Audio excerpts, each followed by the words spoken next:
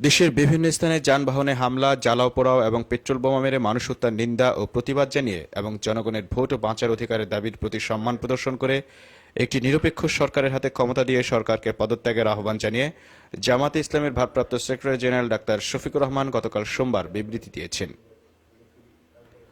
বিবৃতিতে তিনি বলেন, দেশের বিভিন্ন স্থানে যানবাহনে হামলা, জ্বালাও পোড়াও এবং পেট্রোল বোমা মেরে মানুষ হত্যার পাশবিক সন্ত্রাসী আচরণের আমরা আবারও তীব্র নিন্দা ও প্রতিবাদ জানাই। যার ন্যূনতম বিবেক আছে সে এই হিংস্র, জঘন্য ও নির্মম কাজ করতে পারে না। সুষ্ঠু ও নিরপেক্ষ তদন্তের মাধ্যমে এ অপকর্মের সাথে সম্পৃক্ত দুষ্কৃতকারীদের শনাক্ত করে তাদের বিরুদ্ধে কঠোর আইনানুগ ব্যবস্থা গ্রহণের জন্য বারবার আহ্বান জানানো সত্ত্বেও সরকার তা অগ্রাহ্য করে ঢালাওভাবে ২০ দলীয় জোট, বিশেষ করে জামাত ও বিএনপিকে দায়ী করে বক্তব্য দিয়েই চলছে। অথচ এদেশের জনগণ সাক্ষী, বোমা হামলা, জ্বালাও পোড়াও এবং অগ্নিসংযোগের ঘটনার সাথে সরাসরি সরকার দলীয় সন্ত্রাসী ক্যাডাররাই জড়িত।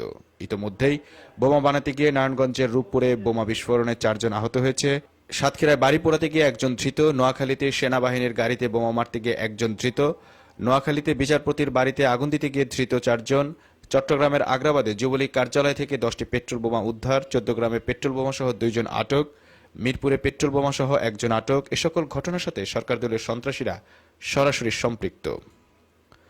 তাদের নাম পরিচয় প্রথম আলোসহ বিভিন্ন জাতীয় দৈনিকে ও মিডিয়ায় প্রচারিত হয়েছে।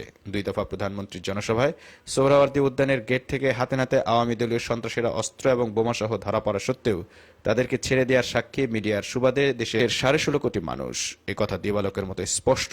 চলমান গণতান্ত্রিক শান্তিপূর্ণ আন্দোলনকে সন্ত্রাস হিসেবে চিহ্নিত করার অসৎ উদ্দেশ্যে সরকার অত্যন্ত পরিকল্পিতভাবে দলীয় ক্যাডারদের দ্বারা পেট্রোল বোমা হামলার নৃশংস ঘটনা সংঘটিত করছে। তিনি বলেন, আমরা আবারও দ্ব্যর্থহীন কণ্ঠে বলতে চাই, এই নোংরা পাশবিক কর্মকাণ্ডের সাথে আমাদের কোনো কর্মী সমর্থকদের জড়িত থাকার প্রশ্নই আসে না। যদিও মাঝে মধ্যে লোকদের ধরে নিয়ে আইনশৃঙ্খলা রক্ষাকারী বাহিনী বোমাসহ ধরা পড়ার নাটক সাজায়, তাদের এই নাটক দেশের জনগণ বিশ্বাস করে না। আমরা আবারও বলতে চাই, মিঠাপুকুর, ১৪ গ্রাম, গাইবান্ধা, বরিশাল সহ দেশের বিভিন্ন স্থানে সংঘটিত সন্ত্রাসী, মানবতাবিরোধী অপরাধের সাথে জড়িতদের সুষ্ঠু ও নিরপেক্ষ তদন্তের মাধ্যমে আইনের আওতায় এনে কঠোর শাস্তির বিধান না করলে ১৬.৫ কোটি মানুষের ভবিষ্যৎ চরম হুমকিতে পড়বে।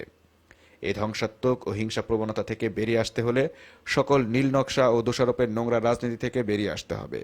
তিনি আরো বলেন, বিগত দিনগুলোতে দুষ্কৃতকারী সন্ত্রাসীদের হাতে যেসব নিরীহ নিরপরাধ নাগরিক নিহত ও আহত হয়েছেন, আমরা আবারও তাদের প্রতি গভীর শোক ও সমবেদনা জ্ঞাপন করছি। নিহতদের পরিবার পরিজন এবং আহতদের পাশে দাঁড়ানোর জন্য আমরা সংগঠনের সকল শাখা ও দায়িত্বশীল নেতৃবৃন্দ এবং কর্মীদের নির্দেশ দিচ্ছি।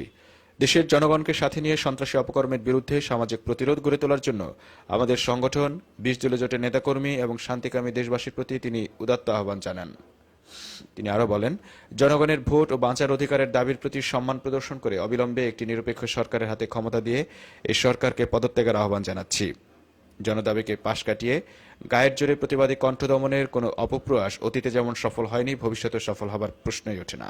অতএব শক্তি প্রয়োগ করে অবৈধভাবে আইন শৃঙ্খলা রক্ষাকারী বাহিনী ও দলীয় সন্ত্রাসীদের দিয়ে বিরোধী দলীয় জোটের রাজনৈতিক নেতাকর্মীদের অপহরণ, গুম ও হত্যা করা এবং জনগণের ঘরবাড়ি, দোকানপাট হামলা, ভাঙচুর, লুটপাট, অগ্নিসংযোগের মতো মানবতা বিরোধী কাজ এখনই বন্ধ করতে হবে।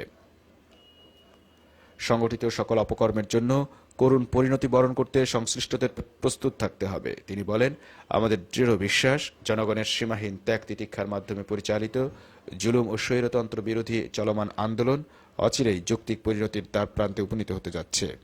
তিনি জনগণের ভোট ও বাঁচার অধিকার আদায়ের সংগ্রামে দেশবাসীকে সর্বাত্মক ভূমিকা পালনের আহ্বান